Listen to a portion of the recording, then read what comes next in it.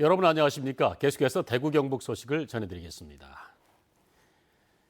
대구의 대표 축제인 컬러풀 대구 페스티벌이 오늘 국채보상로 일대에서 시작됐습니다. 화창한 날씨 속에 평소에는 차량으로 북적이던 도로가 축제를 즐기는 나들이 인파로 북적였습니다. 도성진 기자가 축제 현장 취재했습니다. 늘 차량으로 북적이던 왕복 6차로 도로가 대형 공연장으로 변했습니다. 5개 지역으로 나누어 저마다의 주제를 담은 공연이 쉴 새 없이 이어집니다. 필리핀 힙합 공연단의 화려한 군무. 아스팔트 위에서 펼쳐지는 뜨거운 열정을 담은 공연에 탄성이 터져나옵니다. 미세먼지 없는 화창한 날씨에 도로 곳곳을 누비며 공연을 즐기는 재미는 남다릅니다. 매주 오는 동성로인데 이렇게 새로운 거 공연도 하고 보니까는 특별한 주말이 된 것 같고요. 앞으로도 이런 거 많이 했으면 좋겠습니다. 대구의 근대 역사와 인물을 재현하는 동상들. 백인의 동상 퍼포먼스는 지나가는 사람들의 눈길을 사로잡고 사진 찍기에 좋은 배경이 됩니다. 힘들지 않으세요? 근데 이게 이 셀카봉을 들다 보니까 팔이 너무 아파요. 사진 찍히는 게 좀 부끄럽긴 한데 재밌어요. 국악과 타악기 공연에서부터 줄넘기와 자전거 묘기까지 세대와 장르를 넘나드는 화려한 공연은 외국인들에게도 대구의 이미지를 각인시킵니다. I'm very happy. It's very colorful, and Daegu is really colorful city, and I love the people and the culture, and the weather is nice. 날씨 좋아. 저녁에는 축제의 하이라이트인 컬러풀 퍼레이드가 시작돼 국내 최대 규모인 107개 팀, 6,700여 명이 참여해 풍성한 볼거리를 제공했습니다. 축제 마지막인 내일도 오후 1시부터 중앙내거리와 종강내거리 일대에서 수십 개의 공연이 열리고 저녁에는 백인 무용, 백인 타악 퍼포먼스 등 대형 공연과 불꽃놀이가 펼쳐집니다. MBC 뉴스 고성진입니다.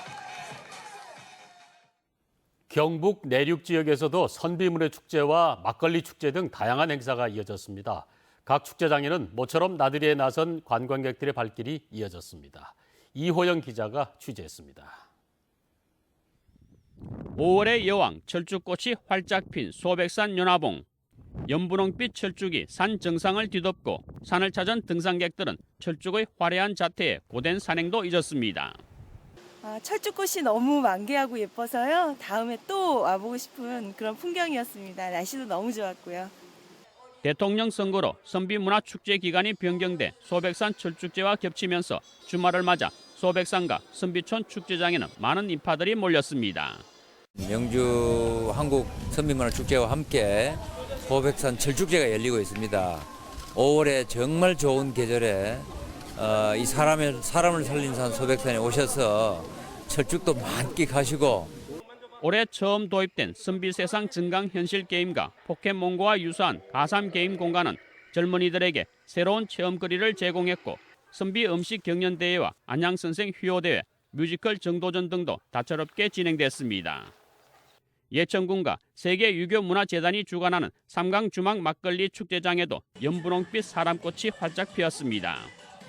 막걸리 한 잔과 노릇노릇한 전 한 조각에 도심의 찌든 시름이 말끔히 사라졌습니다. 삼강 막걸리 축제 와가지고 한 잔 먹고 마시니까 기분 좋습니다.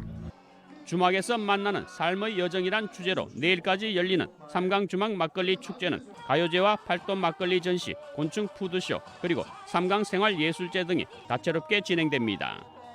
1900년 낙동강에 지어진 마지막 주막으로 뱃사공의 애환이 깃들었던 삼강주막은 2006년 복원돼 연중 관광객들의 사랑을 받고 있습니다.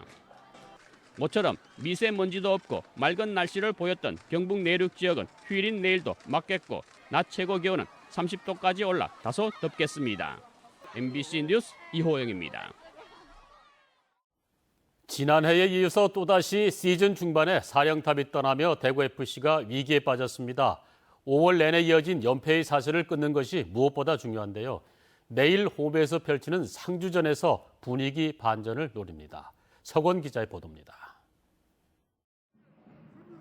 손현준 감독이 갑작스럽게 팀을 떠난 대구FC. 5월 한 달 동안 4연패에 빠지며 여전히 승점은 9점으로 10위입니다. 리그 최하위 인천에겐 승점 1점 차로 턱밑까지 추격을 허용한 상태입니다.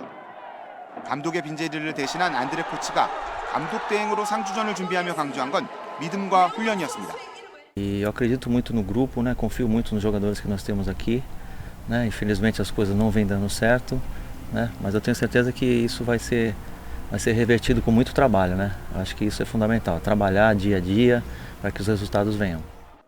주전 선수들의 부상과 뒷심 부족이 문제였지만 세징야와 홍정훈, 박세진 등이 부상에서 회복하면서 자신감도 높아졌습니다. 거기에다 내일 상대팀 상주는 기분 좋은 기억이 있는 팀. 홈에서 상주에게 3승 2무로 한 번도 지지 않았고 통산 전적에서도 패배는 단 한 번에 불과합니다. 내일 경기 이후 3주간의 A매치 휴식기가 기다리는 만큼 총력전이 예상되는 가운데 감독의 빈자리를 어떻게 극복할지가 관건입니다.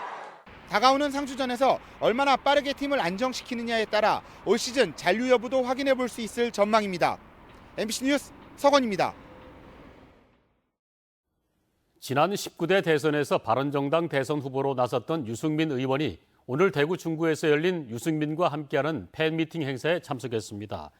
유 의원은 이 자리에서 지난 대선에서 자신을 지지해준 사람들에게 감사 인사를 전했고 이낙연 총리 후보자의 인사청문회에서 제기된 위장전입 문제와 관련해 본인이 대통령이라면 직접 나서 국민들 앞에 해명했을 것이라며 아쉬움을 드러냈습니다.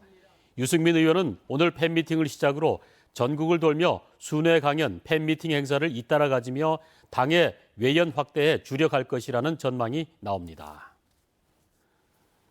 영남대 교수회는 대학에 심각한 재정 적자가 발생하는 등 재정 위기가 이어지고 있지만 재단 측은 전임 총장에 대한 징계만 진행할 뿐 구체적 대책은 내놓지 않는 무책임한 태도로 일관하고 있다며 다음 주쯤 이와 관련된 성명을 발표하겠다고 밝혔습니다.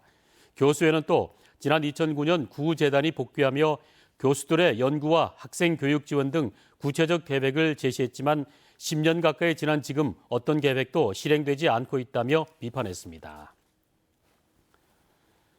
내일 오전 9시부터 70분 동안 방송되는 대구 MBC TV토론 시사톡톡은 최근 검찰 돈봉투 만찬 사건을 계기로 부정청탁 금품수수 청산 방안을 토론합니다. 전문가들은 권력기관의 부패 구조를 뿌리가 깊다면서 일명 김영란법, 즉 청탁금지법 적용을 엄정히 하고 공공기관의 감사 기능을 더욱 강화해야 한다고 주장합니다. 여러분의 많은 시청 바랍니다. 한국 출신의 세계적 작곡가 윤희상 선생 탄생 100주년을 기념하는 현대음악 연주회 윤희상을 기억하며가 다음 달 2일 대구 콘서트하우스 챔버홀에서 열립니다. 연주회는 권은실 음악감독의 진행으로 피아노, 플룻, 바이올린, 콘트라베이스 연주와 함께 윤희상의 작품과 다큐 영상을 통해 음악적 세계를 보여주며 진행자와 해설자의 지리, 청중과의 지리 시간도 가질 예정입니다. 대구문화방송이 집중 보도한 수성구청의 계약 비리 의혹과 관련해 대구경실련은 수성구청은 이진훈 구청장 취임 이후부터 인쇄물 등 다양한 분야에서 여성이 대표인 업체에 건당 5천만 원에 가까운 수익계획을 몰아준 사실이 드러났다면서 다른 지역의 현황을 알아보기 위해 각 지자체에 정보 공개를 청구했다고 밝혔습니다. 또 여성기업과 5천만 원까지 수익계획을 허용한 법의 취지는 경제 영역에서 남녀의 실질적인 평등 도모지만 악용될 경우 유착과 비리의 원인이 되고 능력 있는 여성기업을 배제하는 악영향이 있다며 대구시 차원의 철저한 조사를 촉구했습니다.